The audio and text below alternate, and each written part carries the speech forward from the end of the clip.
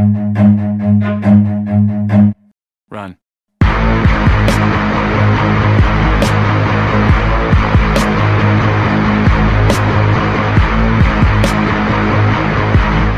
Well, welcome everybody once again to On the Run. Yes, it's Friday morning, so it's on the run time.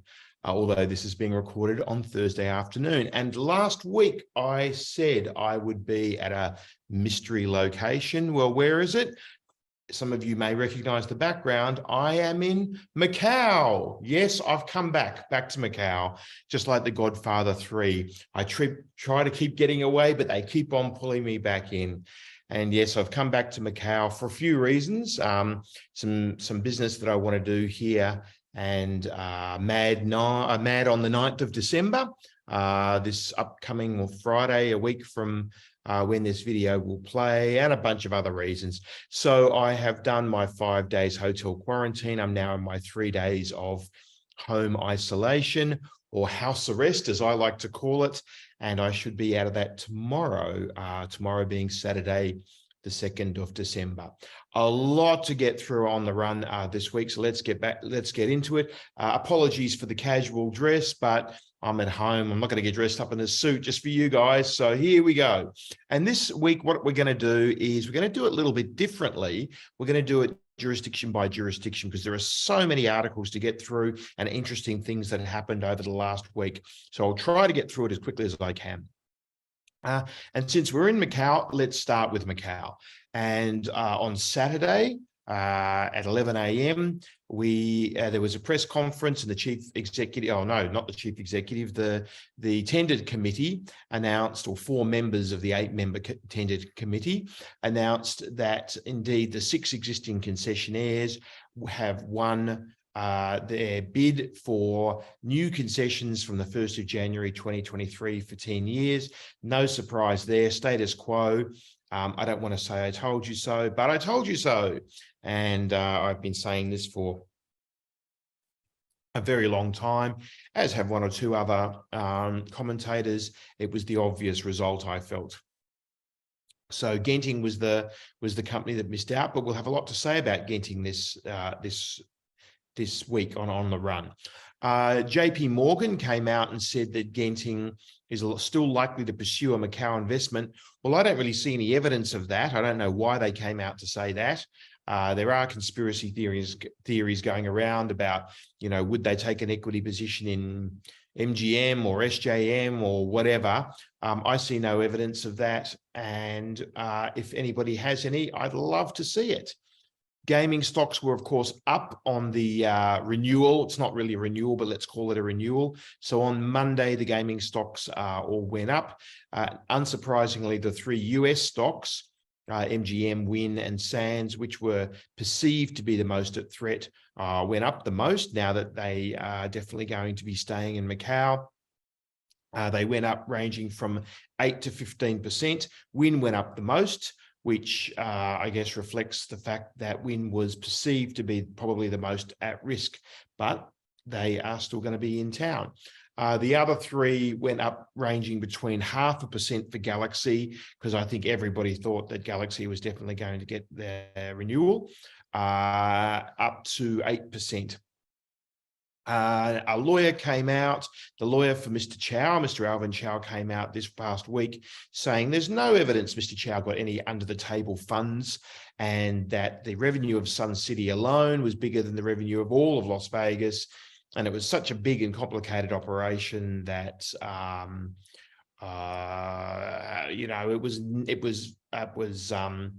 it was definitely going to happen that there was going to be some illegal activity there, and that doesn't mean it's Mr. Chow's fault. That was the argument. I won't make any commentary on that while it's still sub judice. We had breaking news on Thursday afternoon that the GGR for the month of November just finished was 3.0 billion MOP, which is 375 million US dollars. Very low number. And I then published a small analysis article explaining that our revenue for 2022 is going to be less than a third. It's running at about 32% at the moment of the estimated revenue, according to the estimate that the government made at the beginning of the year. So their estimate was wildly wrong, and that estimate itself was only 44% of 2019 levels. So we're running at about 15% of 2019 levels, ranging from 0 when things are very bad up to about 30% when things are very good. And what's the estimate for revenue for next year? 130 billion again, same number. I don't buy it. The MGTO, the Macau Government Tourism Office, came out and said the 5+3 policy is not attractive to overseas visitors. Well, really, that's from the very obvious department, I think. I've just gone through it myself. It is not pleasant.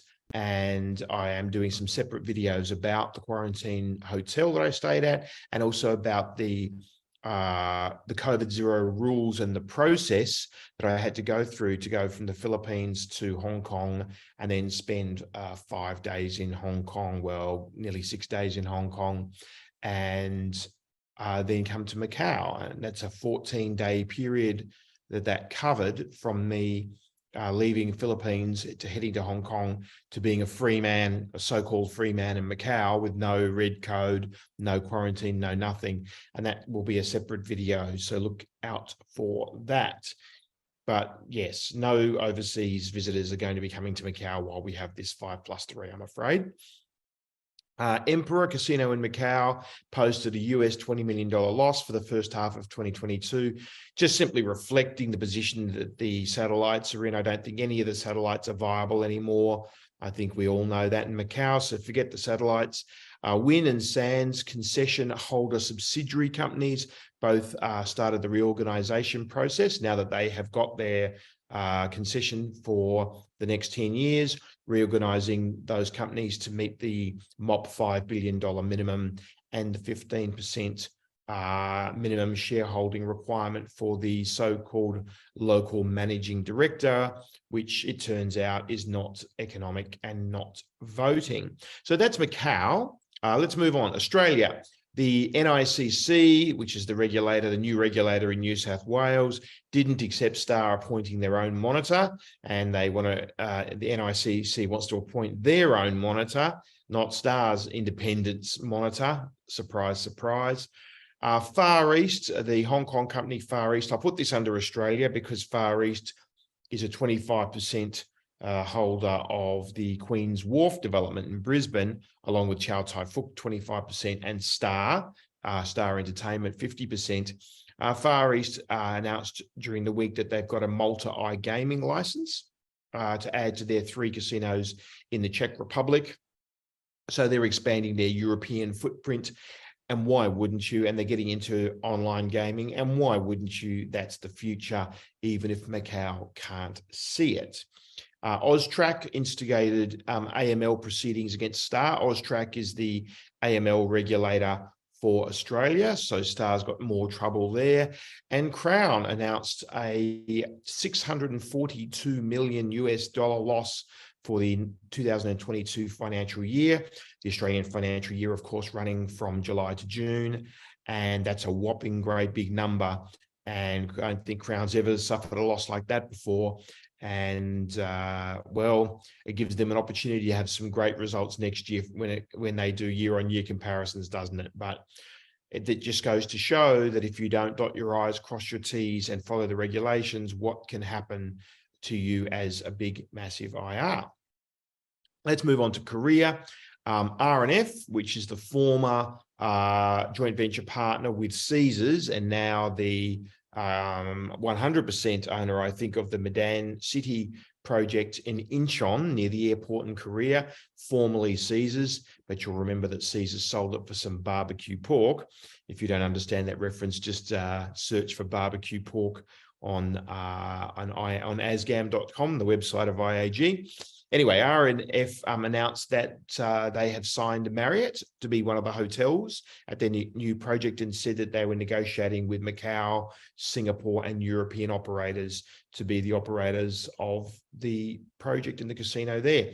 So we'll eventually end up with 3 at Incheon, the existing Paradise City, the R&F project, whatever that ends up being called, and of course Inspire from Mohegan Sun. And speaking of Inspire, they announced just Thursday that there would be a 15,000 seat arena at the Inspire project, and entertainment, they've already announced that entertainment is going to be a hallmark and a foundation stone of their property there. And why wouldn't you in Korea, with the Korean wave and all the entertainment that comes out of Korea?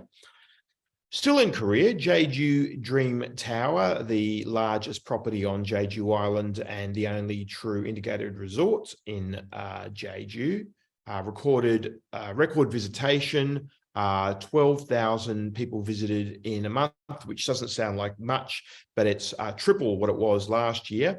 And flights to Jeju have increased. So it looks like Korea is coming out of it. And finally, in Cambodia, Donaco or Donaco, however you like to say it, in Poi Phet, they had their first positive EBITDA since the first half of 2021. So Cambodia is on the rise, Korea is on the rise. I can certainly tell you that Philippines and Singapore are on the rise, and even Australia is on the rise despite their regulatory issues. The only place that is not on the rise is, of course, Macau. Oh, and I neglected to mention Malaysia. They're struggling a little bit in Malaysia. And one thing I forgot to mention that happened this week back to Malaysia is that Genting announced that they were selling their Miami land that they've been holding for about a decade, I think. They're trying to sell it for $1 billion. I think they bought it for much less than that, maybe 250, 300 million. I'm just guessing. You'll have to look it up on IAG, about a decade ago, and they want to focus on their New York property. Of course, Genting has Resorts World New York City, which is a machines only property, but New York is currently going through a licensing process for a downstate property and resorts. New York City is in the bidding for that. So if they were to win that, they would get tables, not just ETGs. I think I skipped Malaysia. Let's do this. There's 2 other Malaysia stories here. Genting Malaysia, third quarter net loss US 1.8 million. That's almost a break even for them, down from 9.4 million US the previous quarter. So they're improving. And Resorts World Las Vegas, we'll still stick that under Malaysia because it's Genting.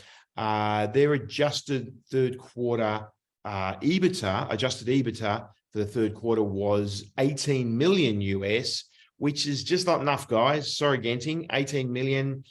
That's what, 80 million, maybe 100 million adjusted EBITDA. By the time that comes down to EBITDA, because the adjustments are almost always taking expenses out, and then EBITDA goes down to bottom line net profit by the time you take into account the interest and the taxes and the depreciation, the amortization, they're losing money. And they invested 4.3 billion, if I'm not mistaken, on Resorts World Las Vegas. Hell of a lot of money, a big capital deployment. They need to make some money there, and Vegas is booming.